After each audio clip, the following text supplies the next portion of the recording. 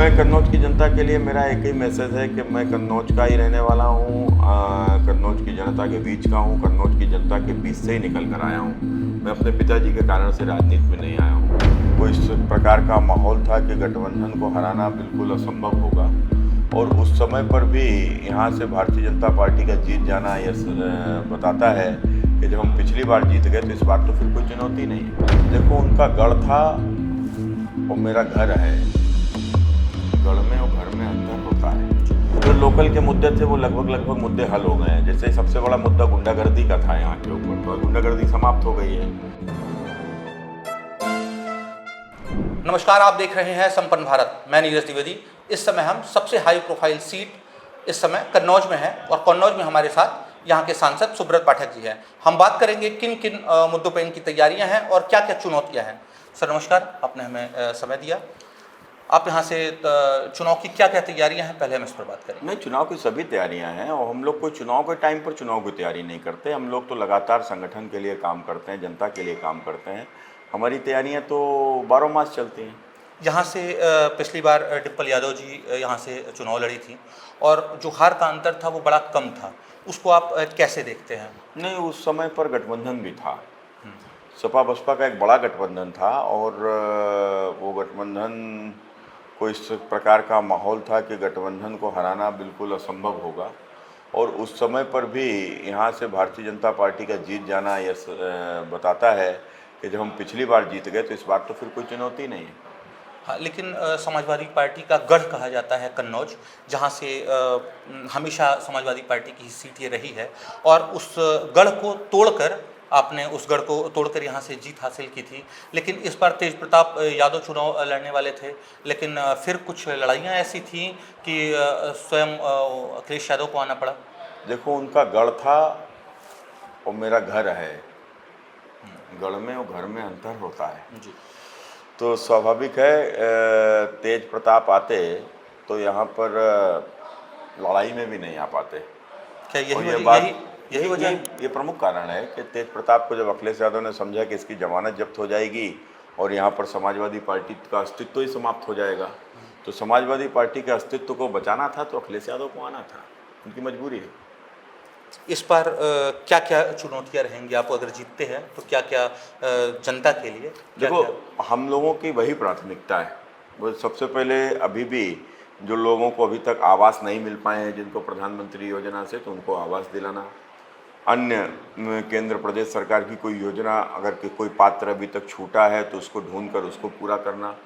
और इसके अतिरिक्त यहाँ के ऊपर हम लोगों ने जो हमारे काम की शुरुआत किया है, जैसे कि एक यहाँ के ऊपर औद्योगिक शहर हम लोग बसा रहे हैं, उसको लेकर ज़मीन का अधिग्रहण भी एक्सप्रेस वे के पास शुरू हो गया है, और उसका पैसा भी इस सरकार की ओर से जारी हो गया है। तो मैं समझता हूँ कि ये औद्योगिक शहर बसने के बाद में यहाँ के ऊपर जब ये बाहर से आने वाला जो निवेश है वो जब उसका इन्वेस्टमेंट यहाँ पर होने लगेगा तो अगले साल एक डेढ़ साल में इस प्रकार से काम शुरू होकर जब इंडस्ट्रियाँ यहाँ लग जाएंगी तो स्वाभाविक है कि ये हमारा कन्नौज भी का विकास नोएडा के जैसा हो जाएगा।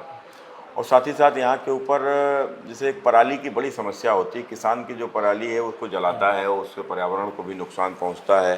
किसान का गोबर है तो उसको कोई लाभ ही नहीं मिलता, वो तो बेकार है जानवर का गोबर।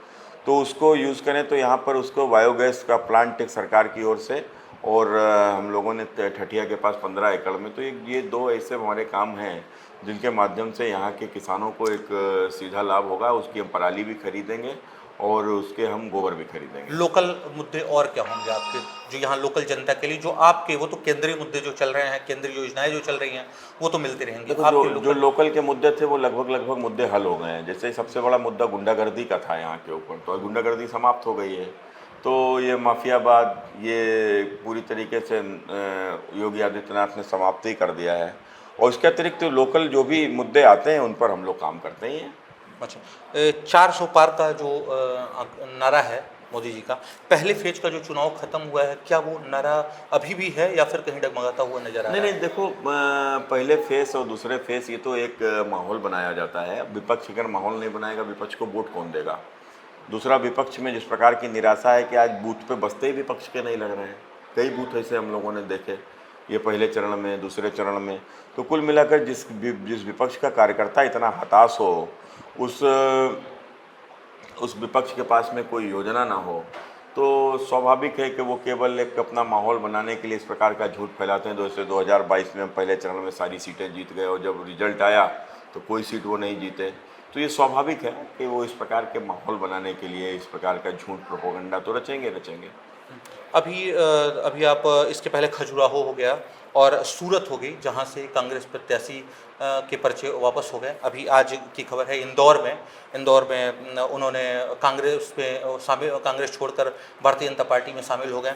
विपक्षों का आरोप है कि ये जोड़ तोड़ की राजनीति भारतीय जनता पार्टी हमेशा करती आ रही है, आरोप लगाती आ रही है। कांग्रेस ने अपने कैडर को क्यों नहीं तैयार किया? कांग्रेस की विचारधारा क्या है? जब आपकी विचारधारा स्वार्थवादी है, अगर आप स्वार्थ का आरोप अपने ऊपर लोगों के ऊपर लगाओगे कि वो अपने स्वार्थ से जोड़ तोड़ करके अगर चले गए, तो जब आप स्वार्थवादी हो तो दूसरा अगर स्वार्थवादी है तो आपको समस्या क्या है? तो कुल मिलाकर ये कांग्रेस से लोग ऊब चुके हैं। कांग्रेस सिर्फ और सिर्फ गांधी परिवार की प्रॉपर्टी मात्र बन के रह गई है। और राहुल गांधी का जो एटीट्यूड है, तो स्वाभाविक है कोई भी नेता ऐसे लोगों के साथ रहना नहीं चाहेगा। इस बार बहुजन समाजवादी पार्टी से भी यहाँ कैंडिडेट उतारा गया है। क्या लोगों से बात करने पर यह पता चला बहुजन समाजवादी पार्टी वहीं से अपने प्रत्याशी उतार रही है जहाँ से वो भारतीय जनता पार्टी को कमज़ोर देख रही है? देखो, भारतीय जनता पार्टी यहाँ बहुत जोर है। भारतीय जनता पार्टी कमज़ोर नहीं है। ये कमज़ोर होती तो सपा बसपा के गठबंधन को हरा पाती क्या? तो कुल मिलाकर ये तो उनका है। यहाँ भारतीय जनता पार्टी के सारे विधायक हैं, भारतीय जनता पार्टी के सभी ब्लॉक प्रमुख हैं, जिला पंचायत अध्यक्ष हैं, नगर पालिका नगर पंचायतों में ये फेरबदल कैसे ज़्यादातर भारतीय जनता पार्टी के काबिज हैं। तो स्वाभाविक है ये काहे का फेरबदल। पहले सारी जो भी पदाधिकारी यहाँ थे, जिला पंचायत सदस्य, ब्लॉक प्रमुख, पहले सब समाजवादी पार्टी के हुआ करते थे। अचानक ये सब भारतीय जनता पार्टी। पहले हमारे पास मोदी योगी के जैसे नेता नहीं थे, तो स्वाभाविक है जब मोदी योगी के जैसा नेता आएंगे, वो संगठन काम करेगा तो उस निश्चित रूप से विजय मिलेगी, इसमें कोई पट नहीं है। और यहाँ पे जो इंडी अलायंस समाजवादी पार्टी और कांग्रेस एक साथ लड़ रही है और भारतीय जनता पार्टी का नारा है सबका साथ सबका विकास। अल्पसंख्यकों को साथ लेके क्या वो सच में चल रही है या अल्पसंख्यक भारतीय जनता पार्टी में ठगा जा रहा है? देखो, अल्पसंख्यक को तुष्टीकरण नहीं हो रहा है, और तुष्टीकरण ना होने से अगर अपने को ठगा महसूस कर रहा है तो करता रहे, हमें उससे कोई फर्क नहीं पड़ता। लेकिन हमारे लिए देखो, इस यहाँ तुष्टीकरण एक मुस्लिम वोट की होती क्यों थी? तुष्टीकरण इसलिए होता था कि मुस्लिम का वोट 20% है, उसके सामने हम जातियों में विभाजित लोग, कोई 1%, कोई 2%, कोई 3%, कोई 4%, 5-6%, बस इससे अधिक संख्या नहीं है। तो स्वाभाविक है 20% वाले की पूंछ ज़्यादा होगी, 1-2% वाले की कोई पूंछे नहीं होगी। तो आज हमारे लिए 20% वोट आपका हो चाहे 1% आपका हो, मेरे लिए कोई अंतर नहीं है। अब ये नहीं है कि हम 1% वाले को छोड़ देंगे, 20% वाले के हाथ जोड़ेंगे। मेरे लिए 1% वाला भी बराबर है, 20% वाला भी बराबर है। हमारी सरकार ने उसी आधार पर काम किया। हमने देखा ही नहीं तुम वोट देते हो कि नहीं देते हो, तुमने वोट दिया है कि नहीं दिया है। हमने तो पात्र है उसको योजना का लाभ दिया है। हमने गरीब को गरीब की नज़र से देखा है, हमने गरीब को जात की नज़र से नहीं देखा। ये इत्रों का शहर है कन्नौज, और जहाँ तक पता चला आप भी इत्र के व्यवसाय से आपका परिवार पहले जुड़ा रहा है। इत्र व्यवसायियों के लिए और जयचंद का जो किला है उनके लिए आप उसके लिए क्या करेंगे आप? देखो, जो मेरा परिवार जुड़ा नहीं रहा है, आज भी जुड़ा हुआ है। मेरी 1911 की फर्म है और हम चौथी पीढ़ी हैं, 5वीं पीढ़ी शुरू हो गई है। तो कुल मिलाकर हाँ, मेरी 1911 की फर्म है। मेरे परबाबा पंडित काशी प्रसाद पाठक ने Munna Lal sons and company करके इसकी शुभारंभ किया था।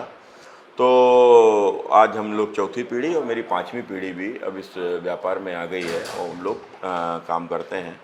और स्वाभाविक है कि जब अगर हम लोग इत्र से जुड़े हुए हैं इसलिए नहीं, लेकिन इत्र चूँकि एक बहुत पवित्र वस्तु होती है और इत्र प्राकृतिक है, शुद्ध है, इस कारण से आज से नहीं सदियों से ये देवी देवताओं की आराधना में इसका इस्तेमाल होता आया है।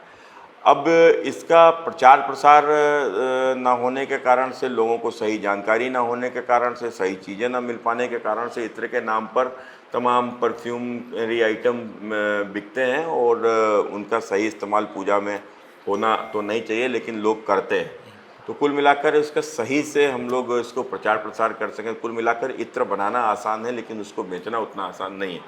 तो एक उसकी मार्केट, सही मार्केट लोगों को मिले, तो उसको लेकर हम लोगों ने यहाँ पर काम किया है। हमारे सरकार आने के बाद में कन्नौज के इत्र को वन डिस्ट्रिक्ट वन प्रोडक्ट के तहत जो एक योजना हमारी सरकार की है, तो उसके तहत इसको मार्केटिंग के लिए, इसको बढ़ावा देने के लिए, इसको वन डिस्ट्रिक्ट वन प्रोडक्ट में इसको तमाम लोगों को रोज़गार के अवसर उपलब्ध कराने के लिए, इसमें ट्रेनिंग देने के लिए बहुत सारी ऐसी योजनाएं इसमें बनाई गई हैं। तो उनके तहत ODOP पे काम हो रहा है। इसके अतिरिक्त हमारा एक हमेशा से मेरी सोच रही है कि कन्नौज जो इत्र का चूँकि यहाँ बनता है, तो इत्र में फूलों का प्रयोग होता है, सुगंधित फसलों का प्रयोग होता है। तो ये सुगंधित फसलें और फूलों का सही से यहाँ के ऊपर अगर उत्पादन होने लगे तो स्वाभाविक है यहाँ के किसानों को बहुत लाभ मिलेगा। तो उसके लिए बहुत आवश्यक है कि इत्र की बिक्री बढ़े। तो जब बिक्री उसकी बढ़ेगी तो स्वाभाविक है यहाँ के किसानों को उसका लाभ मिलेगा। तो अभी जो कुछ थोड़े ही किसान उसको करते हैं, थोड़े ही किसानों को लाभ मिलता है। भविष्य में बड़ी मात्रा में जब किसान करने लगेंगे तो परंपरागत खेती से हटकर यदि फूलों की खेती या सुगंधित फसलों की खेती करेंगे तो उसका लाभ निश्चित रूप से यहाँ के किसानों को बड़ा लाभ मिलेगा। तो उस पर भी हम लोग काम कर रहे हैं। अभी हमने हमारे देश के प्रधानमंत्री श्री नरेंद्र मोदी जी को पत्र लिखकर उनसे आग्रह किया था कि चूँकि हमारे इत्र और में इस्तेमाल होने वाली कई ऐसी सुगंधित फसलें हैं, ऐसे सुगंधित फूल हैं कि जो कुछ कन्नौज में होते नहीं हैं। कई जड़ी बूटियाँ सुगंधित हैं जो कन्नौज में नहीं होती, सब बाहर से लाई जाती हैं। यदि ये सब इनका उत्पादन यहीं होने लगे तो इसका एक बड़ा लाभ यहाँ के किसानों को होगा।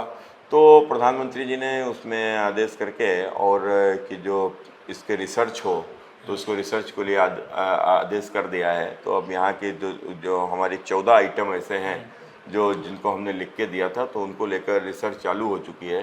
और मुझे लगता है कि यदि उनका रिसर्च होने के बाद में यदि हमको खोज हो गई तो स्वाभाविक है कि यहाँ के ऊपर वो तमाम सारी फसलें जो यहाँ नहीं होती, जैसे इलायची, जैसे लौंग, जैसे केसर, ऐसी बहुत सी नागर मोथा, कपूर, बहुत से ऐसे आइटम हैं जो यहाँ होते ही नहीं है, वो यहाँ होने लगेंगे। हाँ, जो इत्र में यूज़ होते हैं, तो उसका लाभ स्वाभाविक है यहाँ के किसानों को होगा। अच्छा, राम मंदिर का इनॉग्रेशन था, वहाँ जब प्राण प्रतिष्ठा हो रही थी तो यहाँ से गट्टा भी गया था, ऐसा? हाँ, यहाँ का गट्टा प्राचीन है, प्रसिद्ध है, इत्र है, तो सब गए थे वहाँ।